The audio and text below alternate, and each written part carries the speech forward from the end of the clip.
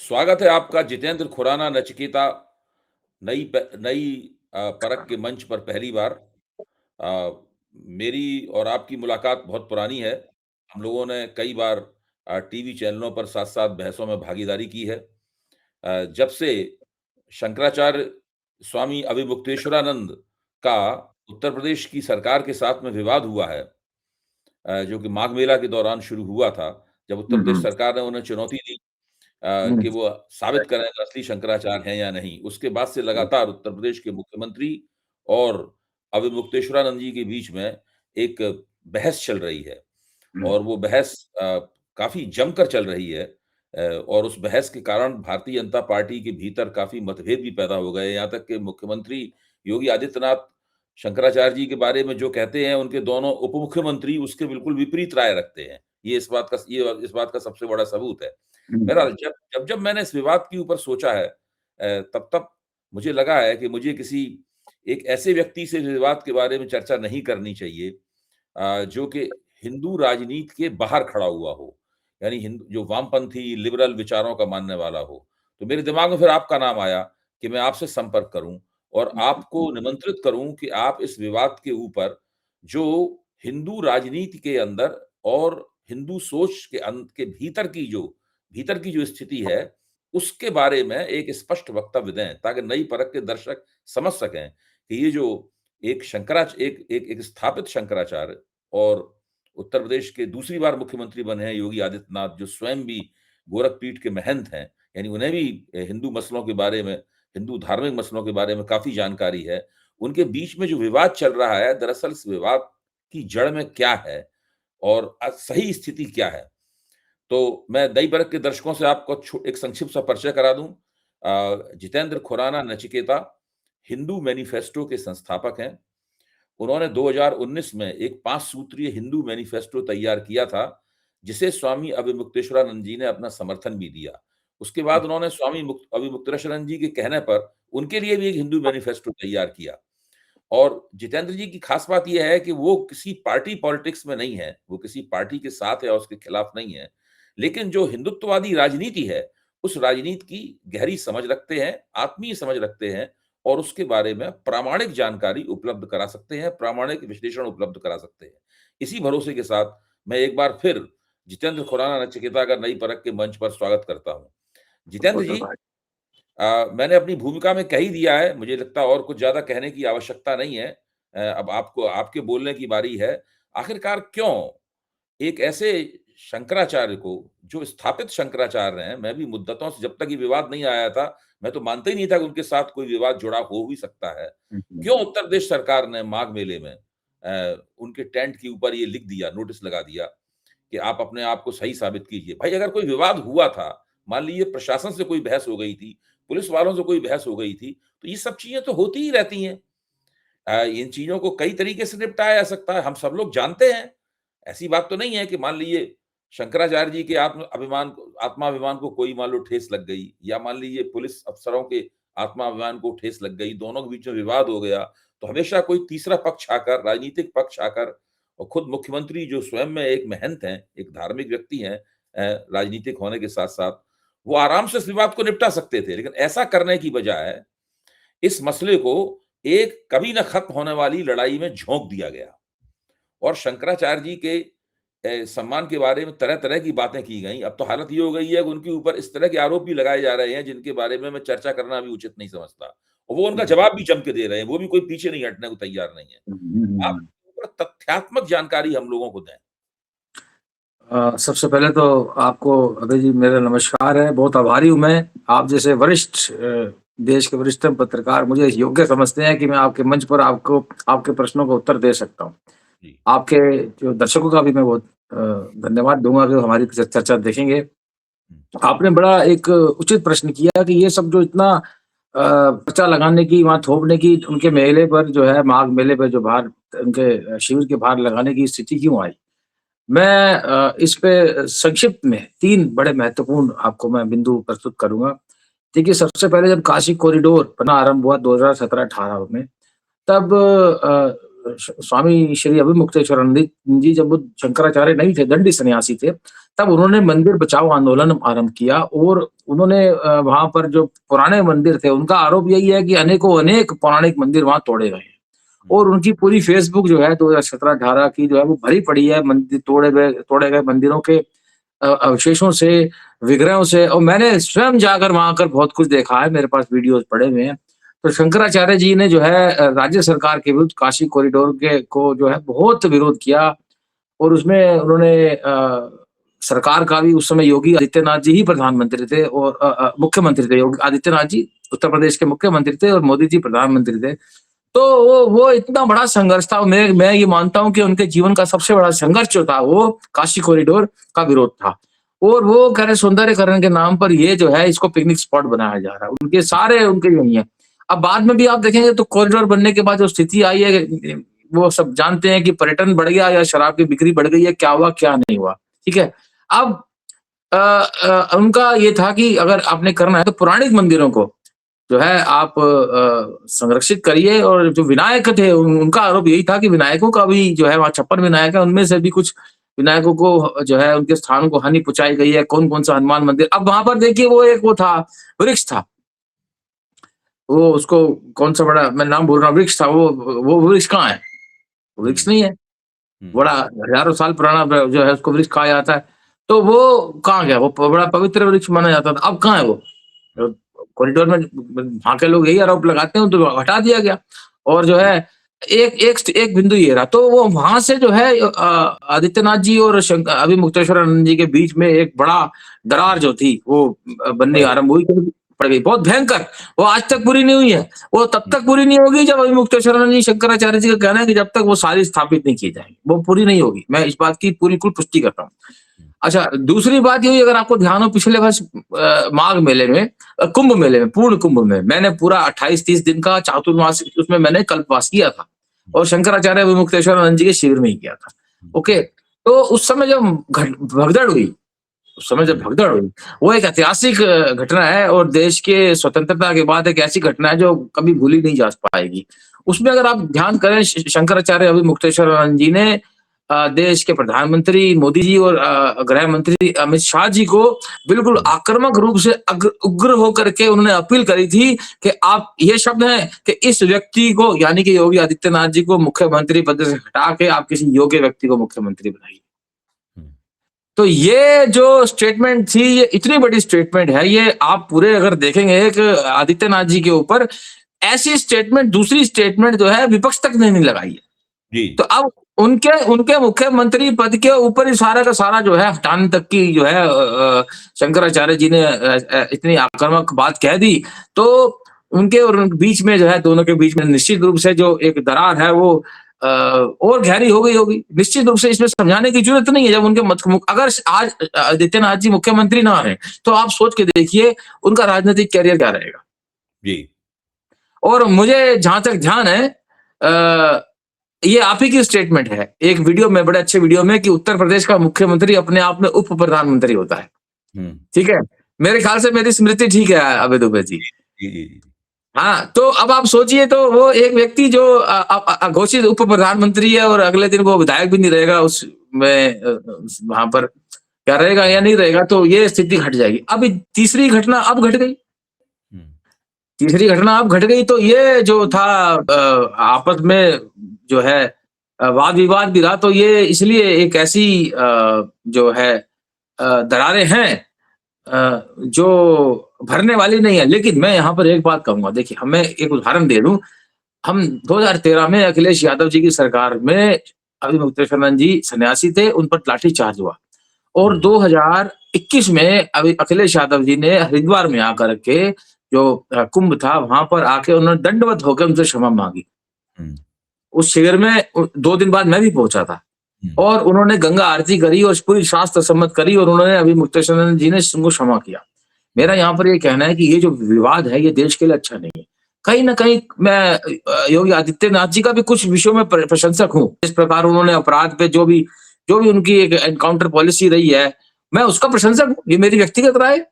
लेकिन ये जो विवाद है, मेरा ये मानना है कि विवाद समाप्त भी हो सकता है। भविष्य के घर में कुछ नहीं पता, 2 प्रभावशाली व्यक्तियों के मन मुटाव कब समाप्त हो जाएं, इसका कोई आकलन नहीं कर सकता है। ये तो आकलन ठीक कह क्या रहे करे? हैं आप। ये खुराना साहब आप बात ठीक कह रहे हैं, विवाद समाप्त भी हो सकता है। लेकिन फिलहाल जो सामने हालात दिख रहे हैं, इस वक़्त तुरंत हम लोगों के सामने जो हालात मौजूद हैं, भविष्य बिल्कुल, में तो बिल्कुल। है, लेकिन उसमें ये विवाद समाप्त होने की बजाय और बढ़ता जा रहा है। यहाँ तक हुँ, कि सरकार मुख्यमंत्री विधानसभा में अभी 1 ही 2 दिन पहले वो उसके ऊपर वक्तव्य दे चुके हैं। विधानसभा के बाहर भी जब वो बोलते हैं, तो लगातार कहते हैं कि भई कानून जो है वो सबसे ऊपर है। जैसे कि हुँ।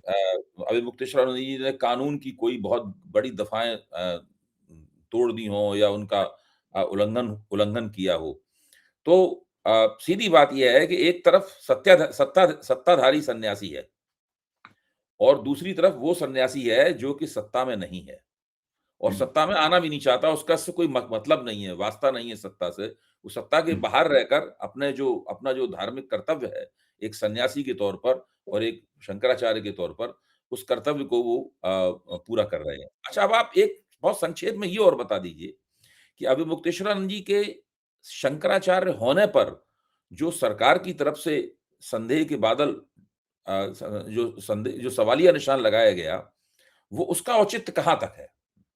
हाँ, देखिए पहली बात तो मैं एक तार्किक उत्तर ये दूँगा कि 2022 में सितंबर में उनका अभिषेक हुआ।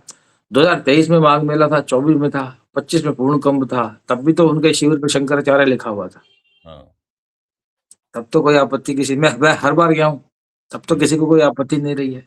हुँ, बड़े-बड़े नेता जो हैं भारतीय जनता पार्टी के आके उनके आगे दंडवत होते रहे हैं। ये एक हुँ, साधारण सा तर्क है, ये मैं इसको प्रमाण नहीं कह रहा, ये तर्क है, ठीक है? हुँ, क्योंकि बहुत से नकली शंकराचार्य भी हैं, उनको भी जो नेता उनके आगे भी दंडवत होके आ रहे हैं, तो ये प्रमाण नहीं कहा जा सकता। ये तो क्या है कि माघ मेले में नकली शंकराचार्य भी वही अपने शिविर के आगे ल छोटी-सी बात बोल रहा हूँ। जब से ये सरकार सत्ता में आई है पिछले 11 साल से, जो लोग कथावाचक हैं, उनका महत्व बहुत बढ़ गया है।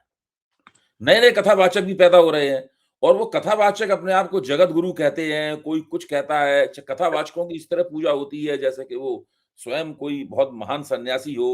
तो इस प्रकार की नई प्रवृत्ति जो पैदा हुई है, ये इस सरकार की देख-रेख में ये प्रवृत्ति पैदा हुई है। और वो देखिए मैं कथावाचक खुलकर हिंदू राष्ट्र बनाने का आह्वान करते हैं, जो भारतीय जनता पार्टी की राजनीति है उसका खुलकर समर्थन करते हैं। जी। दुबे जी देखिए, आप ये जानते हैं कि मीडिया में हाइलाइट होने के लिए अनर्गल अनर्गल जो है वक्तव्य देने की होड़ लगी हुई है, जिसको देख के हमें शर्म आती है। खाली ये बड़े-बड़े हिंदू राष्ट्र बनाने इन्होंने कुछ नहीं है, इनके हुँ, इनकी क्षमता में नहीं है। कोई भी हुँ, कहे, कोई साधु कहे हिंदू राष्ट्र बनाना संभव नहीं है। हम जानते हैं ये पार्लियामेंट से बनेगा। हुँ, हम ये जानते हैं पार्लियामेंट से बनेगा, हम ये भी मानते हैं जो संविधान में लिखा है। मैं एक हिंदू एक्टिविस्ट होते हुए, एक हिंदू नॉन पॉलिटिकल या पॉलिटिकल आइडियोलॉग होते हुए ये मानता हूँ जो संविधान में कहा गया वही हमारा भारत है। अगर संविधान देखिए मैंने एक हिंदू मैनिफेस्टो जारी किया, मैंने उसका नाम सेक्युलर हिंदू मैनिफेस्टो रखा है। हुँ, क्योंकि मैंने हिंदू मैनिफेस्टो तो बनाया है लेकिन उसमें ऐसा बनाया है कि दूसरों को कोई आपत्ति नहीं है और जो नॉन हिंदू ग्रुप्स हैं वो उसको समर्थन करते हैं। ठीक है, मैं किसी से कुछ ले नहीं रहा हूँ। जो हमें नहीं दिया गया उसकी मांग कर रहा हूँ, बराबर करो। एक बात। दूसरी बात ये आपने पिछले कुछ समय में देखा होगा इतने सारे बयान आते हैं, उसकी नाक काट दो 1 करोड़ दूँगा, उसकी गर्दन काट दो 5 करोड़ दूँगा। इनके बस का अपनी गली का कुत्ता पकड़ना भी नहीं है। हुँ, हुँ, हुँ, ये सच्ची बात है। अगर जो कुछ व्यक्ति देखिए कर्मठ हम हमारा हाथ जगन्नाथ है, ईश्वर हमें सबल बनाता है अपने परिश्रम से कुछ प्राप्त करने का।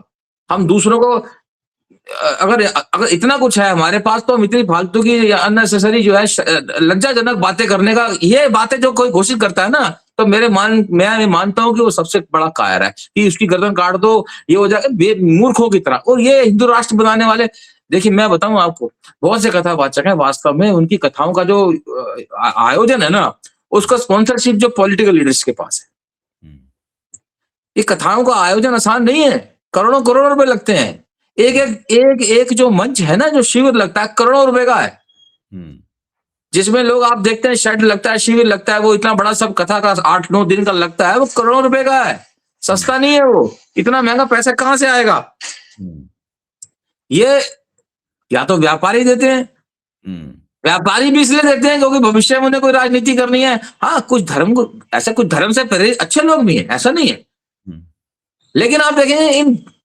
एक पहले दिन कथा में कुछ पॉलिटिकल लीडर्स पहुंचे होंगे दूसरे दिन पहुंचे होंगे तीसरे दिन पहुंचा होगा अंत में कोई पहुंचा होगा तो सारी पॉलिटिकल लीडरशिप ये तो राम कथा हो ना हो, पॉलिटिकल कथा अधिक होती है। इसलिए ये आप कथाओं में देखेंगे इनको और हर पॉलिटिकल मुद्दे में इनके स्टेटमेंट आएगी और एक सर्टेन मीडिया इनके मोबाइल शक्ल पे कैमरा लेके और माइक लेके पहुंचा होगा, एक certain media, set of media. आप हम जानते हैं इस बात, ठीक है।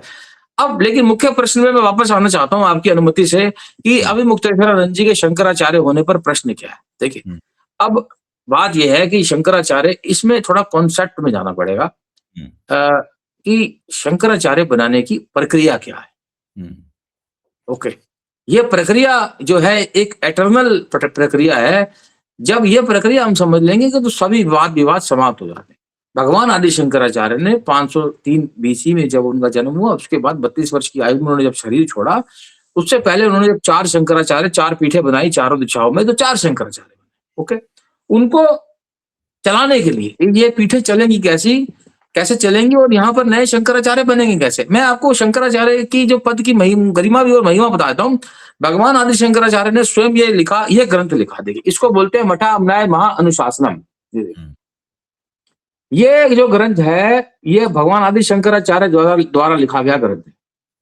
मठा अमनाय महा अनुशासनम, यानी कि जो मठ अमनाय है उनका अनुशासन कैसे चलेगा। ओके, इसमें पहले तो उन्होंने कहा कि जो भी चारों पीठों पर विराजमान शंकराचार्य हैं, उन्होंने कहा वो मैं ही हूं। एक बात, स्वयं आदि शंकराचार्य ही माना जाए उन्हें, एक बात। दूसरी बात, उसमें उन्होंने ये कहा है कि एक पीठ कभी रिक्त नहीं रह सकती और उस पर जो शंकराचार्य जो बनेंगे, उनकी एक जो है एलिजिबिलिटी, जिसे हम कहते हैं। पहली बात तो वो जन्म से ब्राह्मण हो, ये स्ट्रिक्ट है। जन्म से ब्राह्मण हो, दंडी सन्यासी हो और दूसरे जो पीठों पर विराजमान शंकराचार्य हैं वो उनका अभिषेक करेंगे। अच्छा, अगर जो कोई भी शंकराचार्य पीठ पर जो शरीर छोड़ते हैं शंकराचार्य, वो अपनी एक इच्छा व्यक्त कर सकते हैं, जिसको हम वसीयत कहते हैं। लेकिन वास्तव में शंकराचार्य पीठों में वसीयत का कोई नियम नहीं है। अपनी इच्छा प्रकट कर सकते हैं, क्योंकि उन्होंने किसी ने, अब देखिए, मैंने आपको एक न्यूज भेजी है, आप फोटो जरूर लगाइएगा, जिसमें ब्रह्मलीन शंकराचार्य स्वरूपानंद सरस्वती महाराज जी, पूज्य शंकराचार्य सदानंद जी और पूज्य शंकराचार्य अभी मुक्तेश्वरानंद जी का उनको दंड संन्यास दे रहे हैं, दोनों का। मैंने आपको भेजी है, आप वो जरूर लगा। ये प्रमाण है उनका दंड संन्यास का, एक बात। दूसरी बात ये है, ये एक छोटी सी पुस्तक है उनके अभी मुक्तेश्वरानंद जी के परिचय की। मैं आपको सिर्फ एक ही लाइन पढ़ के सुना देता हूँ, वो बहुत महत्वपूर्ण है, वो सभी प्रश्नों का उत्तर देगी। क्या ये उनका है आविर्भाव उत्तर प्रदेश के प्रतापगढ़ जिले में ब्राह्मणपुर गांव में श्रावण शुक्ल द्वितीया दुंदुबी संवत 2026 तदनुसार 15 अगस्त 1959 69 को पूजनीय माता अनारा देवी तथा पिता पंडित राम सुमेर पांडे जी ने इस अनमोल रत्न को जन्म दिया और नाम रखा उमाशंकर पांडे। क्योंकि सोशल मीडिया पे कुछ ऐसे भी लोग उन पे आरोप लगाते हैं कि वो जन्म से ब्राह्मण नहीं है। ये उनकी संक्षिप्त जो है उनके जन्म की है ना, ये है। और ये पूरी डिटेल इस पे अवेलेबल है। एक बात, जन्म से ब्राह्मण है। दंड संन्यास क्या हुआ, मैंने आपको वो फोटो दे दी, वो दूसरा स्टेप हुआ। तीसरा हुआ, जब शरीर उनका जब छोड़ा गया, तो मैं वहां था उस समय, जब स्वरूपानंद महाराज जी ने शरीर छोड़ा। मेरे ख्याल से ये 18 या 16 सितंबर की बात है 2022 की, इतनी थोड़ा सा देख सकते हैं। तो वहां पर श्रृंगेरी पीठ के शंकराचार्य उनके प्रतिनिधि वहां थे और उन्होंने वहां सांकेतिक अभिषेक किया अभी मुक्तेश्वरानंद महाराज जी का और सदानंद जी का। सांकेतिक, क्योंकि कोई भी शंकराचार्य पीठ खाली नहीं रह सकती, और वहां पे उनका सांकेतिक संकेत हो गया, वो हो गया। उसके बाद 23 सितंबर को, 23 मेरा ध्यान देगा, 23 सितंबर को 2022 में एक कार्यक्रम हुआ वहीं पर ही, वो उसका नाम है समाराधना समारोह।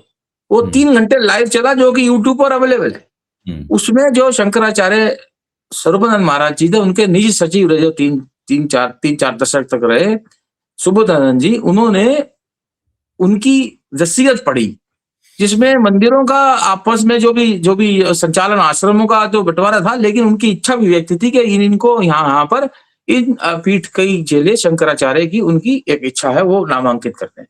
ये उससे वो वीडियो भी, और ये उसकी जो है उस पर बुक छपी हुई है, ये देखिए समारा, जी, मैं ठीक समझ है। गया, मैं समझ गया, मैं समझ गया। अच्छा, और 26 सितंबर को उसके बाद जो है वो मैंने आपको वीडियो भेजी है, कृपया वो चलाइएगा, कि शंकराचार्य भारती तीर्थ जी, जो पूज्य शंकराचार्य हैं श्रृंगेरी पीठ के, उन्होंने शंकराचार्य अभिमुक्तेश्वरानंद जी का और सदानंद महाराज जी का अभिषेक किया। तो अब जो है, जो आदि शंकराचार्य जी ने जो नियम बनाए थे, वो सभी नियम यहाँ लागू हो चुके हैं, पूरे हो चुके हैं, और हुँ, श्रृंगेरी शंकराचार्य जी ने उनका अभिषेक कर दिया। हुँ। अब वो शंकराचार्य हो गए, तो धार्मिक रूप से अच्छा, तो वो इसी से शंकराचार्य हो गए। आपने स्पष्ट कर दिया और मैं समझ भी गया। मेरे ख्याल से नई परख के दर्शकों के मन में जो भी भ्रम होगा, वो भ्रम आपकी वक्तव्य से दूर हो गया होगा। अब मैं आता हूँ एक दूसरे मुद्दे के ऊपर जो बहुत ज़रूरी है, जिज्ञासा है मेरी, मैं आपके सामने रखना चाहता हूँ।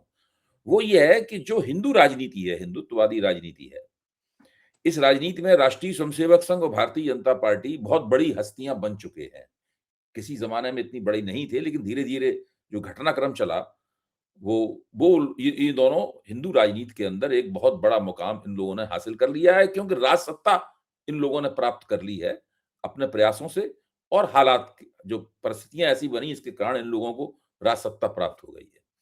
तो जो भी साधु सन्यासी इनके पक्ष में नहीं होता है, उसको वो लोग पूरी कोशिश करते हैं कि उसको किस तरीके से हिंदू दायरे से निष्कासित किया जाए, लांछित किया जाए और कलंकित किया जाए। मेरे ख्याल से इसीलिए स्वामी अभिमुक्तेश्वरानंद के ऊपर तरह-तरह के हमले हो रहे हैं, तरह-तरह के आक्षेप हो रहे हैं। लेकिन ज़ाहिर है कि जो आम जनता है, ये तो राजनीतिकों के बीच का मसला हुआ, वो लोग अपना निपटेंगे। लेकिन जो आम लोग हैं, मतलब अ, जो कि श्रद्धालु भी हैं, धर्मपरायण भी हैं, और साथ में भारतीय, और वो साथ में देखना चाहते हैं कि भारत में जो लोकतांत्रिक सत्ता हो, उसमें हिंदू हित किसी तरीके से सुरक्षित रहे। और वो मानते हैं कि भारतीय जनता पार्टी चूंकि अपने आप को हिंदू पक्षकार बताती है, इसलिए उसके हाथ में सत्ता जो है वो उसी तरीके से काम करे। लेकिन ये जो विवाद चल रहा है, एक एक प्रतिष्ठित पीठ के महंत जो मुख्यमंत्री भी हैं, और जो शंकराचार्य, उनके बीच जो विवाद चल रहा है, इससे हिंदू दायरे के भीतर किस तरह की परिस्थितियां बन रही हैं, इसके ऊपर एक आपसे मैं संक्षिप्त टिप्पणी चाहता हूं। आपके प्रश्न में मैं ही उत्तर है, और आप मुझसे अच्छा उसको समझते हैं। आप मुझे ये बताइए, भारतीय जनता पार्टी को जितने हिंदू वोट करते हैं, भारतीय जनता पार्टी का वोट बैंक कितने प्रतिशत है? हाँ, मतलब 35, आप 36, कह सकते हैं 35 मिनट, 35 से 35। 37% के बीच में तो यानी कि 65% लोग उनको वोट नहीं करते हैं। वोट नहीं हम करते। लगभग यही प्रतिशत मान लेते हैं हिंदू वोट बैंक, वैसे ज्यादा होगा, हाँ, ज्यादा। हाँ। तो 65% जो हिंदू हैं, वो इसका मतलब सीधे सीधे शंकराचार्य अभिमुक्तेश्वरानंद जी के समर्थन में। जी। अब 35% जो भाजपा है, उसमें से भी बड़ा भाग शंकराचार्य अभिमुक्तेश्वरानंद जी के समर्थन में है। हुँ। तो अगर हम इतना भी 65-35 भी मान लें, तो कोई कंपैरिजन लगता है आपको? नहीं, कोई कंपैरिज़न नहीं है। तो अब आप मान लीजिए कि पलड़ा वैसे ही किसका भारी है, कोई कहने की आवश्यकता ही नहीं है। अब 35-36% में भी 5-10% शंकराचार्य जी के समर्थन में होंगे। हुँ। तो अब मान लीजिए 25% वो अपना लेकर के बैठे हैं, अगर जो लोग है ना, मैं किसी का कोई, मैं तो शंकराचार्य परंपरा का समर्थन में हूँ, ठीक है। हुँ, हुँ, अब आप मान के चलिए, ये बात तो निश्चित यहाँ इसी में से प्रमाणित हो गई है कि शंकराचार्य जी का गणना के रूप में पलड़ा भारी है। हुँ। कोई इसमें विवाद बचता ही नहीं है। बाकी लोग जो, अगर बीजेपी के लोग या आरएसएस के लोग शंकराचार्य जी का विरोध करेंगे पॉलिटिकली, तो ये तो और पक्का हो जाएगा कि नॉन बीजेपी हिंदू जो है शंकराचार्य जी के समर्थन में रहेगा। जी। ये मैं कह रहा हूं, उनका विरोध करके ये 65% हिंदुओं को जानबूझ के जबरदस्ती शंकराचार्य जी की तरफ धकेलते हैं। हुँ। इतनी तो बात है ना, जो जो 65% इनका विरोधी है ना, एक प्रकार हुँ, से वोटर, पॉलिटिकल हिंदू, हुँ, तो ये उनको उनकी तरफ धकेल तो रहे हैं, हुँ, उनका विरोध करके, तो उनको एम्पावर कर रहे हैं ये। मेरा ये कहना है, अ, देखिए, दुर्भाग्य ये है कि साधु संतों को ना कुछ लोग जो है राजनीति समझने लग गए, हुँ, और दुर्भाग्य ये भी है कि कुछ साधु संत राजनीतिक कार्यकर्ता बन भी गए। हुँ, कटु सत्य तो यही है ना हमारा, हुँ। कटु सत्य यही है। जी। और जब वो बन गए हैं, तो फिर आशाएं बढ़ जाती हैं कि सभी लोग करें। मैं ये कहूंगा कि देखिए, भारतीय जनता पार्टी जैसे के जो कई नेता हैं जो शंकराचार्य जी का सम्मान करते हैं, अंत में उन्हीं की बात मानी जाएगी। अंत में उन्हीं की बात मानी जाएगी। देखिए, बीजेपी को भी ये रियलाइज हो जाएगा कि शंकराचार्य परंपरा से वो लड़ नहीं सकते, कोई नहीं जी। लड़ सकता। ये राम जन्मभूमि की जो प्राण प्रतिष्ठा अधूरे मंदिर की भी हुई, उसमें भी देख लिया कि जब चारों शंकराचार्य नहीं गए तो वास्तव में लग गया कि वो भाव नहीं आ पा रहा, वो आनंद नहीं आ पा रहा। धीरे-धीरे बाद में वो रियलाइज होता ही गया कि अधूरे मंदिर की प्राण प्रतिष्ठा नहीं हो सकती। मान तो है ना सब, मानना तो पड़ेगा ना। मेरा आपसे ये कहना है। इस दरार का जो है अंततः ये देखिए, मैं ये कहूँगा कि शंकराचार्य परंपरा ही विजय होगी, क्योंकि वो भगवान आदि शंकराचार्य द्वारा बनाई गई है, वो धार्मिक सत्ता है। और राज सत्ता 5 साल के लिए आती है, जाती है, आती है, जाती है, आती जाती है। कल का क्या हो? 5 साल में आप स्वयं सोचें, आप मुझसे अधिक जानते हैं, इंदिरा गांधी जी का उदाहरण से बड़ा क्या हो सकता है कि जो कितनी बड़ी नेता थी और कहाँ हार गई और फिर जीती है। ये सब, ये जनता के मन में क्या है और हम नहीं जानते, हम इस बारे में नहीं समझ सकते। इसी प्रकार हिंदू वोटर भी जो है, हिंदू वोटर। जी, खुराना साहब, हम लोग अपनी चर्चा के आखिरी दौर में पहुंच रहे हैं। मैं आखिरी प्रश्न आपसे पूछूंगा, वो ये है कि जिस समय माघ मेले में अभियुक्तेश्वरानंद जी मोर्चा लगाए हुए थे और सरकार उन्हें परेशान कर रही थी, काफी परेशान किया सरकार ने। पुलिस वालों ने बटुकों के साथ मारपीट की, उनकी शिकाएं खींची और पता नहीं क्या क्या, जिसकी अभी भी चर्चा हो रही। अभी अभी उत्तर प्रदेश के उप मुख्यमंत्री ब्रजेश पाठक ने इसकी चर्चा की और अफसोस व्यक्त किया। उप मुख्यमंत्री जो मौर्य साहब हैं, उन्होंने भी कहा कि भाई वो उनको भगवान शंकराचार्य कहते हैं। तो मुख्यमंत्री आदित्यनाथ का जो रवैया है, उस रवैये के खिलाफ इसी सरकार के 2 उप मुख्यमंत्री भी खड़े हुए हैं, बिल्कुल स्पष्ट रूप से और खुल के खड़े हुए हैं। पहली बात, आपकी बात की तस्दीक होती है इससे। दूसरा ये है, उसी वक़्त जब ये विवाद चल रहा था, उसी वक़्त यूजीसी की इक्विटी नियमावली लागू कर दी गई, यानी ठीक 13 जनवरी को इक्विटी नियमावली लागू कर दी गई। जब 13 जनवरी को इक्विटी नियमावली लागू हुई, तो भारतीय जनता पार्टी का जो बुनियादी जनाधार था, इसको मैं कोर वोट कहता हूं, जो जनरल कैटेगरी के वोटर हैं, मुख्य तौर पर ब्राह्मण, बनिया, ठाकुर, राजपूत, ठाकुर, कुर्मी, कुर्मी नहीं, ब्राह्मण, बनिया, ठाकुर, और साथ में आप कह सकते हैं कि कायस्थ, भूमिहार, और ऐसे गुजरात के पटेल, या मान लीजिए रेड्डी और कम्मा, ये जो तमाम जातियां हैं इस देश में, जो एक विशाल जनरल कैटेगरी है, जो उत्तर भारत से परे जाती है, उस कैटेगरी के अंदर इस सवाल को लेकर एक बहुत बड़ा विक्षोभ पैदा हुआ और वो लोग सड़कों पे निकले। उत्तर प्रदेश में, बिहार में, दिल्ली में उन्होंने सड़कों पे बड़े आक्रामक प्रदर्शन किए और 11 साल में पहली बार नरेंद्र मोदी के लिए अपशब्द कहे, उनकी बुरी तरह निंदा की, अमित शाह के खिलाफ बहुत बोला गया और बहुत जबरदस्त जो आरक्षण विरोधी आंदोलन हुआ था 1990 के दशक में, वीपी सिंह ने जब 27% ओबीसी को ऐलान किया था आरक्षण देने का, उसके बाद जो हुआ था उसकी याद ताजा हो गई इस आंदोलन से। सुप्रीम कोर्ट ने बाद में इस आंदोलन की रोशनी में जो नियमावली के ऊपर एक रोक लगा दी। मार्च में अभी उसके ऊपर फिर से सुनवाई होने वाली है। उसी वक्त एक सरकारी अफसर ने ये कहते हुए इस्तीफा दे दिया कि हम इस नियमावली के भी खिलाफ हैं, इसलिए भी कि इसमें ब्राह्मणों का अपमान हो रहा है और हम चूंकि शंकराचार्य जी का अपमान किया जा रहा है, इसलिए अब तो हम इसके भी खिलाफ हैं।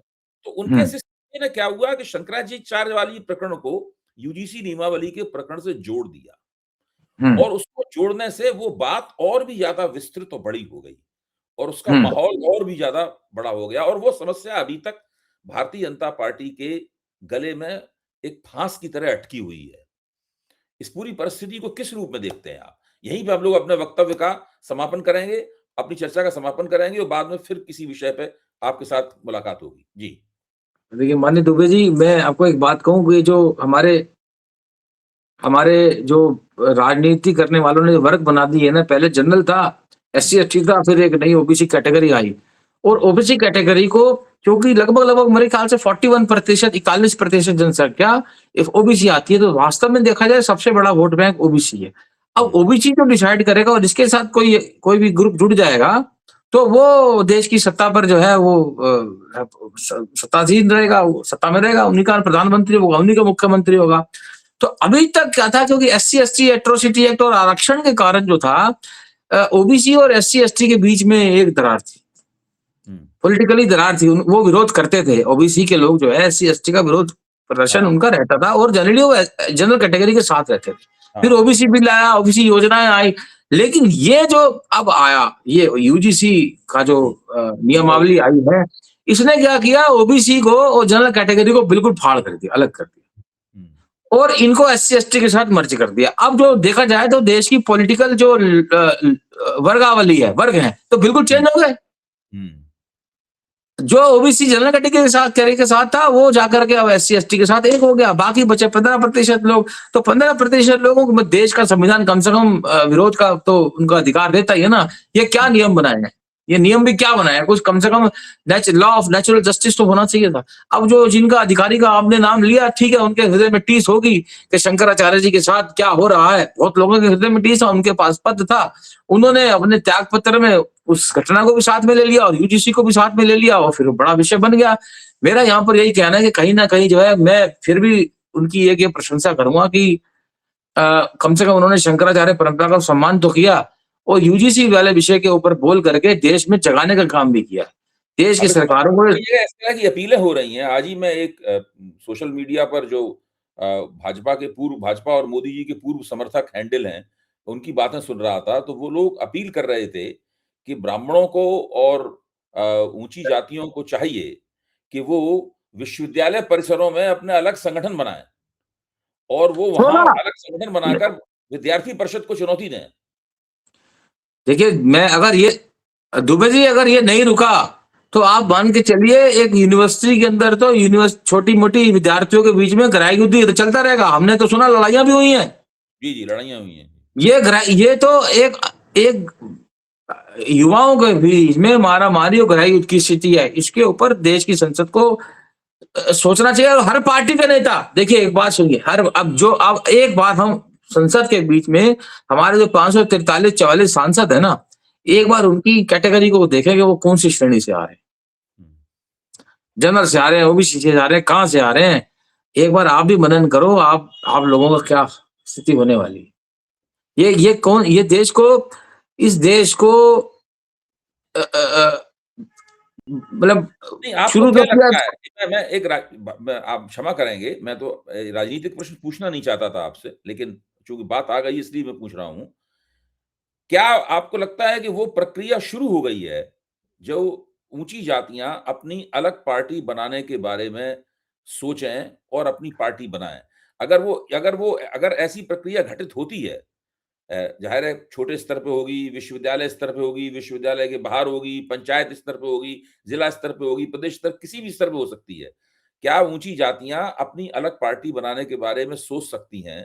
अगर वो ऐसा करती हैं, तो हिंदुत्व की राजनीति, जिसकी पूरी कोशिश ये थी कि भई हिंदू एकता कायम की जाए, लेकिन इस पूरे प्रकरण से तो हिंदू एकता कायम होने की बजाय टूटती हुई दिखाई पड़ती है और आज राष्ट्रीय संसद के सरसंघचालक ने एक वक्तव्य भी दे दिया है।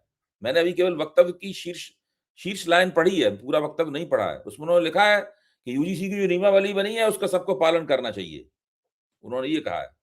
हाँ, तो ठीक है, वो जो राष्ट्रीय स्वयंसेवक संघ में जो जितने भी जनरल कास्ट के जितने ऊंची जाति है जिनको आप कह रहे हैं, वो कल को आरएसएस छोड़ देंगे और जैसे ही वो आरएसएस छोड़ेंगे, इनका वक्तव्य, सबसे पहला काम इनका ये होता है कि उनके वक्तव्य का गलत अर्थ निकाला गया है।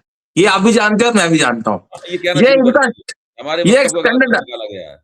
ये एक डिफेंस डायलॉग है, इनको उनके वक्तव्य का गलत अर्थ निकाला गया और कोई बाल बच्चा 5 साल का बच्चा भी इनका वक्तव्य सुन ले, वो अर्थ क्या निकालेगा सुन लिया जाए। ये पता नहीं इनको बाय डिफॉल्ट इनके पास ये एक टैगलाइन है, इनके वक्तव्य का गलत अर्थ निकाला गया है।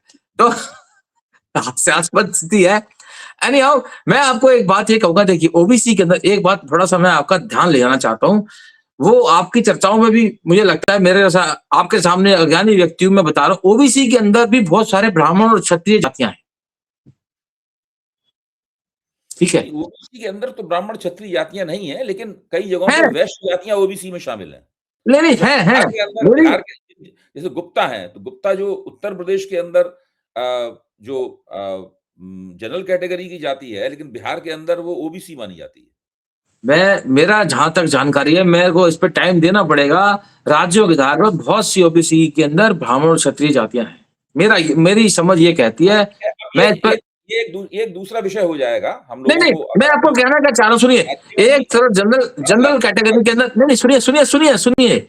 जनरल कैटेगरी के अंदर ब्राह्मण है और ओबीसी के अंदर ब्राह्मण है। इन दोनों के जो ब्राह्मण संगठन है ना, वो भी एक अलग एकता बना करके कहीं न कहीं ओबीसी के अंदर का ब्राह्मण जनरल कैटेगरी के ब्राह्मण को या क्षत्रिय को समर्थन करेगा।